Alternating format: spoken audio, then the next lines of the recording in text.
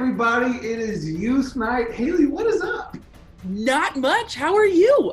I'm so proud of you because you got your green screen fixed. Your eyes are like clear. They look like eyes. It's great. They look like eyes. Yeah. It's a big day.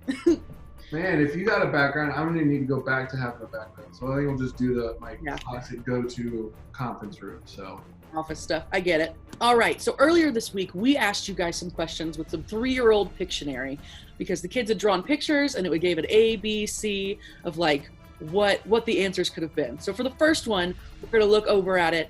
And I have to tell you, it was C. It was just a plain old, which is kind of boring. Kids apparently aren't that creative. So yeah, I can sorry if you chose T-Rex. You got the little short arms, but it's just a plain old duck. I know. Move on to the next one. This one, I think people might have thought it was a Teenage Mutant Turtle, but it's actually Tom Cruise in Mission Impossible 3.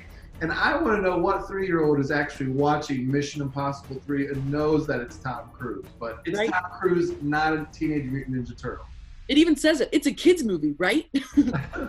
So, all right, the next one. We see the sun kind of blazing down. And so it is A. It is the sun blasting rays of death on unsuspecting beachgoers. So kids are monsters. That's all I have to say. Climate change is real. It might, sure. All right, moving on to the next one. And see, when I look at it immediately, I think of those little aliens from Toy Story. And it is an alien taking a guy to be probed, which, okay, I didn't know a 3-year-old knows what probed is, but it is in fact an alien taking a guy to be probed. What is it they say in Toy Story? The claw. The claw. Yeah. All right, and then last one. This one looked a little bit easier. It is, in fact, Batman with a beard because he's wearing the Batman costume, you guys. Yeah, I mean, the kid uses the right colors. That was an easy one. Now, no colors, and I could see how it could be Donald Trump or a Yeti. Yeah, I could see that, a Yeti. Maybe, whatever. Anyway, so for the rest of tonight, after all these ridiculous questions, James is going to come to us and give a small devotion. And then after that, we are going to break out into our small groups, which will be so much fun. So you'll find the codes posted here right after James is done talking, and feel free to engage in on those because they will be a blast and a half.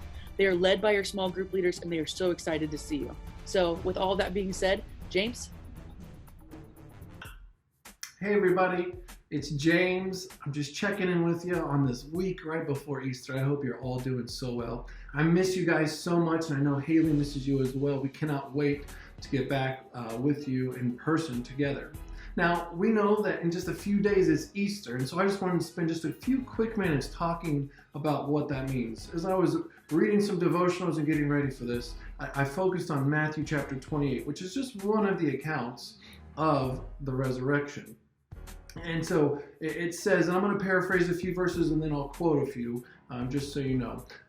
Early on Sunday morning, Mary Magdalene and the other Mary went to go visit the tomb. You see, Jesus had just been buried. He was just beaten and dead on the cross. And then a few days later, on Sunday morning, the two Marys went to go visit him. They wanted to continue to pay their respects and mourn. And there was this earthquake, and then heaven rolled aside this tomb, and the guards shook with fear when they saw him, okay? And so they fainted. They're like, oh gosh, what just happened? Because Jesus' tomb was a very important place. And the fact that a stone rolled away, they were about to be in a little bit of trouble. But then an angel spoke to the woman in verse 5, said, do not be afraid. I know you are looking for Jesus who was crucified. He isn't here. Verse 6, he is arisen from the dead, just as he said would happen. Come, see where his body was lying. See, come see for yourself that Jesus did exactly what he said. And now go quickly and tell his disciples that he is risen from the dead and he is going ahead of you to Galilee. You will see him there. Remember what I've told you. The women ran quickly from the tomb. They were very frightened, but also filled with great joy, and they rushed to give the disciples the angel's message. And that verse right there stuck with me so much.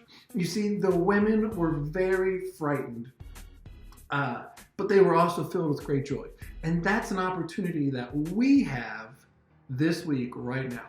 You see, with everything going on with COVID-19 and this isolation and shelter in place that we have, There's a really easy opportunity for us to be afraid, to have anxiety, depression, all of those things, the sense of loneliness.